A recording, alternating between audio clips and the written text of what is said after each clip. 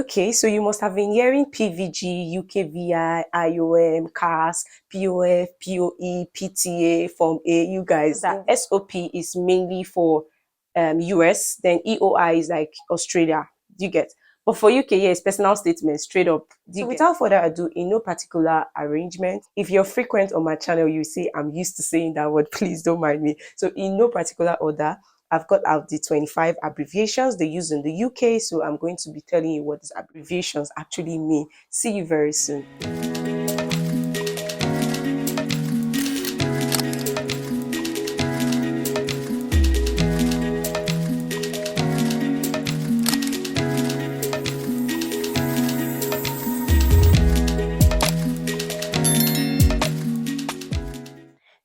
Testing the microphone. Okay, that's good. Sound check. Don't mind me, you guys. Welcome back to my channel. If you're just seeing me for the first time, my name is Jemimasthinktankinitiative. So I'm actually inspired to film this video because I posted a post on my community and I got a lot of votes. You guys are actually voting for me to film this video. And from that voting pool, it was actually like 30 abbreviations. But after sitting and writing, I could get only 25 abbreviations. So if there is something that you hear people say and you don't know what the abbreviation means, you can actually drop on the comment section. I'm going to tell you what it is, you guys. Okay, so let me get straight into this video before I talk myself away because I actually like talking. The first one is UKVI. What does UKVI mean? Okay, so UKVI is actually the UK visa and immigration. So they are like the ones that does everything that has to do with visa, you coming into the UK. So they're just the ones in charge of it. You can go to their website or you can check gov.uk so you can access all these things. So UKVI, you know it now, UK visa and immigration. Okay, so the next thing is POF. POF is actually proof of funds. So if you're coming to the UK, there's a certain amount you need to show in your account that you can survive in the UK. So it's usually your balanced tuition. So if your tuition is say £20,000 and you've paid like let's say £4,000, so your balance is actually £16,000. Get okay? So that's £16,000 plus the living expenses which the UK has already figured out. The living expense for a month is actually, I've forgotten, 1, 2, 3. I'm actually going to put it on the screen. So that living expense times 9 months. So you're going to multiply it by 9 months. So if you get the figure, you then add it to your balance £16,000 that you're supposed to pay as tuition. You get it? Okay. If you have that, you will now convert it to your currency. But because of the fluctuation in the currency, the conversion rate, because of the fluctuation in the conversion rate, if I'm right, because of that fluctuation, it's advisable to use Ohanda. So I'm going to put that on the screen too. It's advisable to use that app to actually check what the equivalent is. So you need to have this in your account for 28 days before you apply for your visa. But there's something that people usually do to make sure that they get a biometrics date in time and for them to get their visa in time. I'm going to be sharing that in another video. But for this video, it's just the abbreviation because I don't want this video to be too long, you guys. Okay, so the next one is CAS. CAS is actually confirmation of acceptance of studies.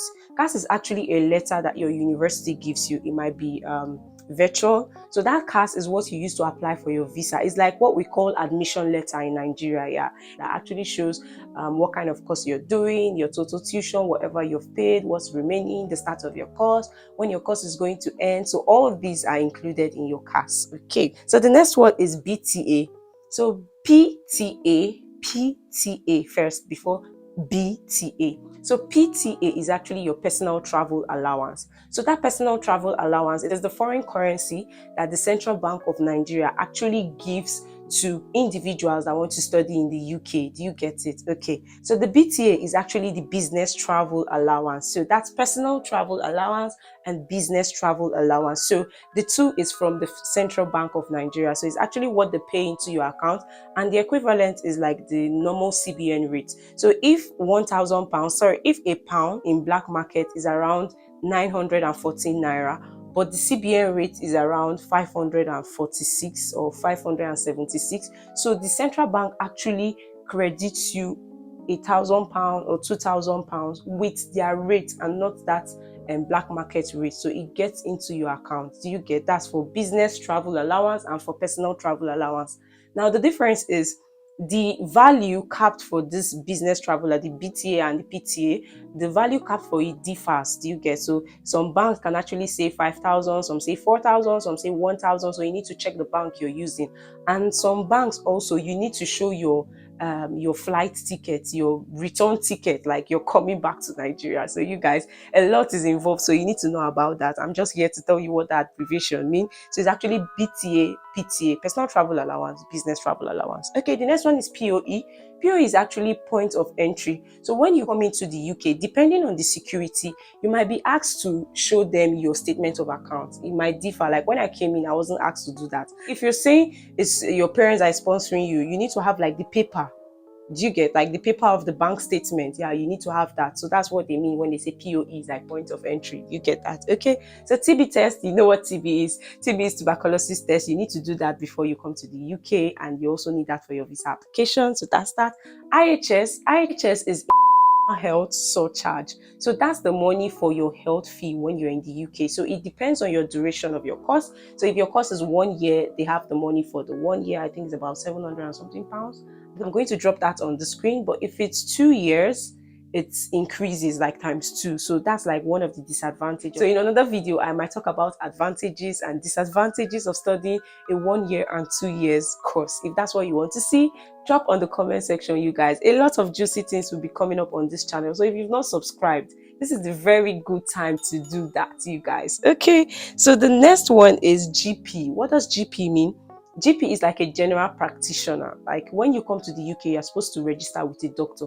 You see that thing in Nigeria that is difficult to access doctor. It's like it's worse CSF in the UK. You're only attended to when it's emergency. So make sure when you're coming, you come in with drugs. In the UK, it's actually called medication. If you say drugs, they'll think you're talking about illegal drugs. So it's medication. So make sure you come in with your medication you get. And for you to come in with your medication, you need to come in with prescription. Don't worry, I'm also going to be doing another video what to pack when you're coming to the UK, so anticipate that. Okay, so that's GP. The next one is PVG. So PVG is actually protecting vulnerable groups. So this is like a scheme in the UK, and yeah, the UK. This scheme, you need to get a certification before you get a job. Do you get? You might get the job, but your job can help you get this PVG. So they are like a group of people that protects vulnerable people. Does it make sense, you guys? But PVG, you need it for job.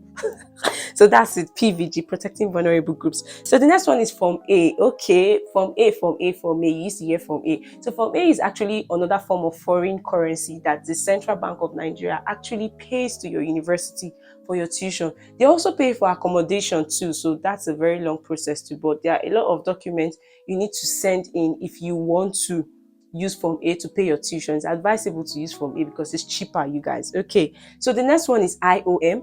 IOM is the International Organization of Migration. So this is the place where you do your TB test in Nigeria. You get the one you did in Abuja or Lagos. So these are the centers, International Organization for Migration, IOM Center. Okay, guys. So the next one is BRP. So BRP, you would have seen my video, Settling in the UK. If you've not watched that video, I'm going to link it up there, you guys. So that video where I went to collect my BRP card. Okay, so you can collect it from the post office or from your university. So BRP is actually Biometric Residence Permit. So that's BRP. So it's like what you have to, like a card. How do I put this? So it's like a card that gives you permission to stay in the UK, showing like you're a temporary resident of the country. You get? Okay. So that's that. The next one is DBS.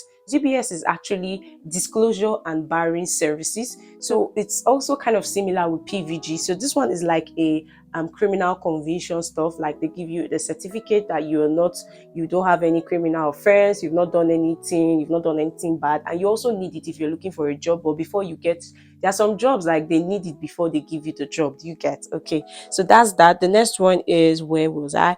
EOI. So EOI is actually expression of interest. Yes, expression of interest. You mainly hear this for Australia.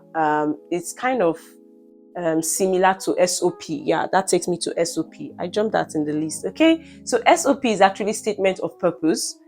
Statement of purpose, EOI, they're actually the same thing. It's just that SOP is mainly for US, then EOI is like Australia. Do you get? But for UK, yeah, it's personal statement, straight up. Do you get? So what it means is, And I think Canada is actually motivation letter. So they have plenty things for these things, you guys. Okay, so I don't know the number I am now, but all of this, it had different numbers. So statement of purpose, motivation letter, personal statement, they are actually, what it means is actually a letter, like a cover letter, something you write showing why you want to study the course, why you want to come to the university, why you want to come to the country, why, what modules interest you in the course, what would the course do for you in the future, how do you intend to impact on people after getting the knowledge from the course. So that's basically what personal statement means, motivation letter, um expression of interest, and SOP. Yeah, that's what they actually mean. So depending on the country, depending on the name, EOI, expression of interest, Australia, you need to Google to know exactly how they want you to put all of these things and how you need to arrange them. So that's just basically what it is, you guys. Okay, so the next abbreviation is NHS. NHS is the National Health Services. So it's like what now in Nigeria? It's like general hospital. Yeah, it's like general hospital in Nigeria, like the government hospital that provide treatment for individuals. So that's NHS. Some treatments are actually funded, like free funded. They fund your treatment, not free because you paid for IHS. So that's what that IHS fee is. Do you get? And some for the indigens, they're like free funded. Is there anything like free funded? Jemima? They are funded. Why there are still some treatments the indigens have to pay. So that's NHS. The next one is SSSC. So SSSC is like it's you hear this often in Scotland. So it's like the Scottish Social Service Council. Yeah, Scottish Social Service Council. So what they do there is like a qualification. Like if you want to be a carer, if you want to work as a carer, you need to get this qualification. Like they have SSSC qualification 2, qualification 3. Is like it's just like a qualification you get. Okay, so the next abbreviation is SIA, the Security Industry Authority badge. You need to have that badge if you want to be assigned any duty as a security staff. So what happens is people actually go for a training. There's a training. You don't just get the badge. You go for a training. You pay a certain amount to write. Is there any exam? I can't remember. If there's an exam and you know, please drop on the comment section. So they actually pay, then wait for a couple of time before they get the badge, and that's that. So without that badge, you can't work as a security officer and you cannot be given duties. So you need to go and do that even if you've done the training. Do you get it? Okay, so we have 5 more. So this 5 more is not actually an abbreviation. Is what you hear when you are making plans to come to the UK for studies. Okay, so the 21st one, I don't know, but you guys, is unconditional offer. So unconditional offer is actually like a permanent letter that you have gotten a place to study in this university, you guys. Okay, so what it means is the university is going to give you is different from CAS. Take note. So another difference is for CAS, you use CAS for application of visa, but this is not actually needed for visa. This will be needed for Form A. Yeah, okay. So the next one is conditional offer. So like conditional offer is like the middle of it. Like we've given you admission, but you still need to meet certain requirements for us to give you a permanent admission. Do you get it now? You've not finished your application. Maybe you need to submit a transcript, you need to submit your certificate, you need to submit something for them to be sure that you've gotten this place. Do you get? So that's the difference between conditional offer and unconditional offer. So for conditional offer, you need to be careful. If you've gotten that, don't relax. Some courses, they actually have a number of places, like say they want to take only 20 students. If they've gotten that number and you still have a conditional offer, whenever you bring your requirements, they can tell you, okay, please, you need to defer your admission to the next section. So they might plead with you to defer because they've gotten their number. You might not study that year, and I'm not sure that's what you want. So make sure you follow up your conditional offer to make it an unconditional offer. Perfect. So the next one is priority visa. So priority visa is like getting your visa faster. So the standard visa takes about 3 weeks. If you want your visa to come within 5 days, you actually go for the priority visa. So it takes 5 days. It's just your ego that we tell, your quid, your money that we tell, because it's a different amount. I'm going to put that amount on the screen, you guys. So that's that. Then super priority visa is actually the higher form of the priority. You get your visa within 24 hours. Oshé Bades. Okay, so that's that. I think this is the final one. The final one is biometrics. So biometrics is like you do that in the IOM center. What they actually do is like they capture your face, you do your thumbprint, the passport you took during your biometrics, that's what you see on the BRP card. So better take it away. So you don't look like one moron like me. Okay. So that's the biometrics. You need to do that before your visa comes out. Okay. And that is like the final stage to show that your visa will come out in the next 3 weeks or 5 days or 24 hours, depending on what you opted for. You get it. Okay. So you guys, woo, a lot of talking. I've been rushing, if you notice, because guys, the weather is not to be trusted. I don't have a ring light yet, so I actually check the weather updates to see when it's sunny. So that's why I'm actually seated here, like very casual, like happy me, feel me. You guys, at this point, if you've not subscribed to this channel, please hit that red subscribe button as it hot. If you want to keep hearing more juicy information, and if you watch this video up to this extent, thank you guys, thank you. Make sure you share this video to people that you know would also need this video. And I think that's all for everything, you guys. Bye.